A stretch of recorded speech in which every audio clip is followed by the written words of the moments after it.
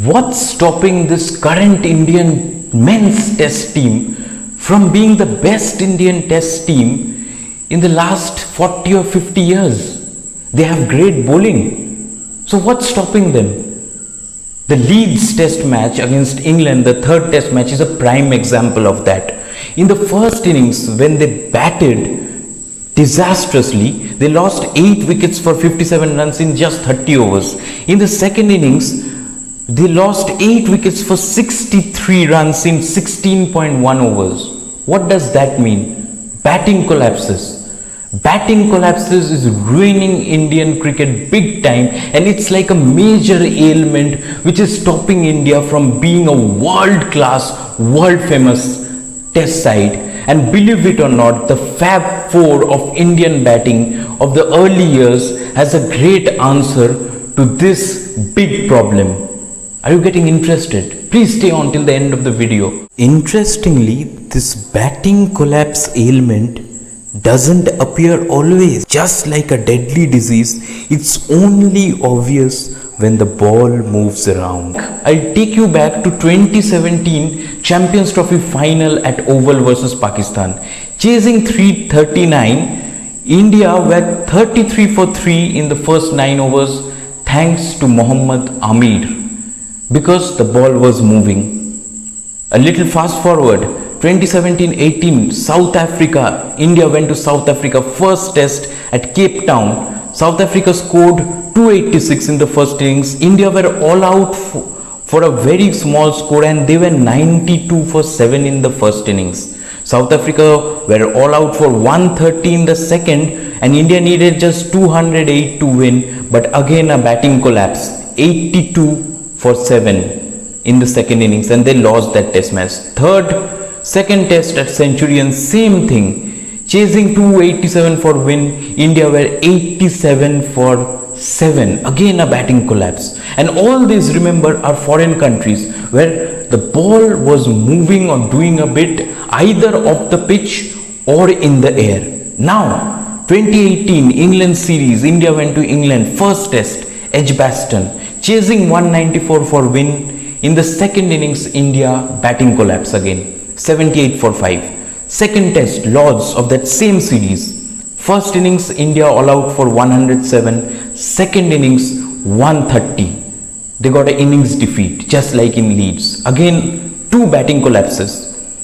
Now 2019 World Cup semi-final, remember, against New Zealand, where they were just chasing 240, but the skies were overcast and the ball was doing a bit. 24 for 4 in the first 10 overs. India, Rohit, Rahul and Virat Kohli could only score 1 run each, and India lost that game.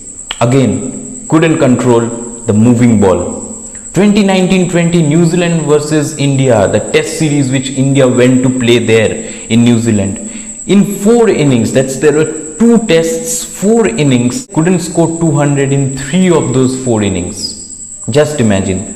Then 2020-2021 famous series where India with a hamstrung side won 2-1. But remember, in the first test in Adelaide, when the pink ball test, India had a first innings lead of 53 and Australia was struggling. But on the third day, what happened?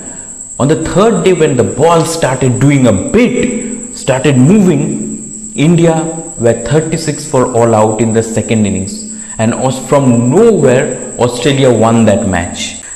Next up, the World Test Championship final against New Zealand, the mega event which happened a few months back. And due to a lot of rain, draw seemed to be the only possible result. But somehow India managed to lose that because a major batting collapse on the last day in the first session, and India could only score 170 in the second innings. New Zealand chased down the target with time in hand. And if I am talking about a solution, Virat Kohli definitely knows it and his men definitely know it. But why are they not addressing it? The problem is simple. They know how to bat against swing or seam movement, But the problem is the attitude. Remember what Kohli once said, that when you are batting in England, where nobody is set because the ball always moves around, you have to keep your ego in your pocket. And that's what Virat Kohli did in this 2018 series, where he scored close to 600 runs. He stopped playing balls which were in the 5th or 6th stump, didn't chase those balls, didn't drive those balls. But those lessons were all forgotten.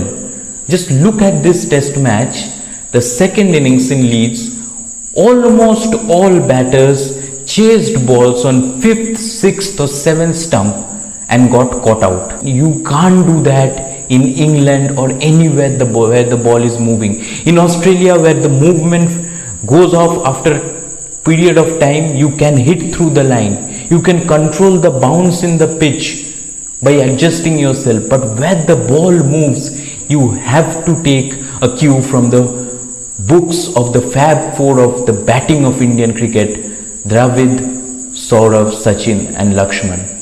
You have to leave balls, there's no way out. You have to curb your ego.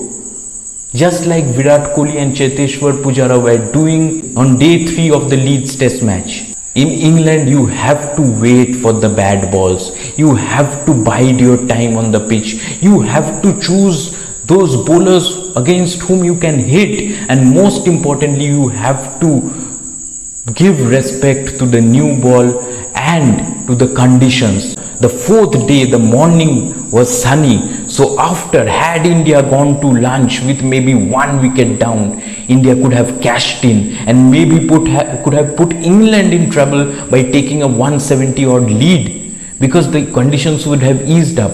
Once the ball stops moving around, these drives become easier. But when the ball moves around, whatever you are, even if you are the greatest batter of all time, you will nick one to the keeper or the slip. There's no respite. You can't hit out.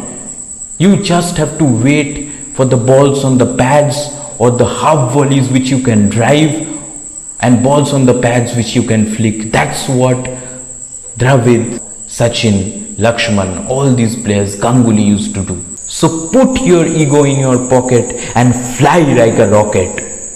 And now I'll fly away from this. If you like the video, please do subscribe to the channel and hit the bell icon for all notifications. For now, I'll take your leave. Goodbye.